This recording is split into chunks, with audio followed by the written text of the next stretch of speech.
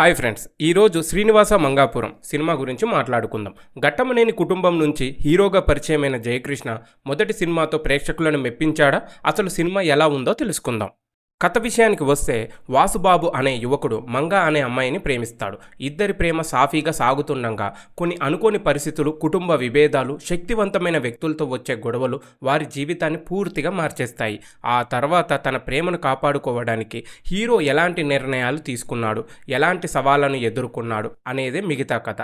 ఇది పూర్తిగా romance, action, emotions కలిపిన కమర్షియల్ డ్రామా. ఇక సినిమా ఎలా ఉందంటే, డైరెక్టర్ అజయ్ భూపతి నుంచి ప్రేక్షకులు కొత్తదనం ఆశిస్తారు. కానీ ఈ సినిమాలో మాత్రం కథ చాలా రొటీన్గా అనిపిస్తుంది. మొదటి అరగంటలోనే తర్వాత ఏం జరగబోతుందో సులభంగా ఊహించేయొచ్చు. ఫస్ట్ హాఫ్ కొంచెం నెమ్మదిగా సాగుతుంది. సెకండ్ హాఫ్లో యాక్షన్ పెరిగిన కథలో కొత్త మలుపులు లేకపోవడంతో సినిమా అక్కడక్కడ బోరింగ్గా అనిపిస్తుంది. ప్లస్ పాయింట్స్: జయకృష్ణ తన మొదటి సినిమాకే మంచి కాన్ఫిడెన్స్తో నటించాడు. ముఖ్యంగా యాక్షన్ సీన్స్లో మంచి ఎనర్జీ కనిపిస్తుంది. రషా తడాని తన పాత్రలను బాగానే చేసింది. మోహన్ బాబు ఉన్న సన్నివేశాలు సినిమాకు కొంత బలాన్ని ఇచ్చాయి.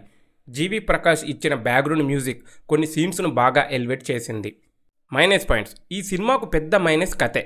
కొత్తదనం లేకపోవడం, రొటీన్ స్క్రీన్ ప్లే, నెమ్మదిగా సాగే సన్నివేశాలు ప్రేక్షకుల సహనాన్ని పరీక్షిస్తాయి. కొన్ని ఎమోషనల్ సీన్స్ కూడా అంతగా కనెక్ట్ కావు.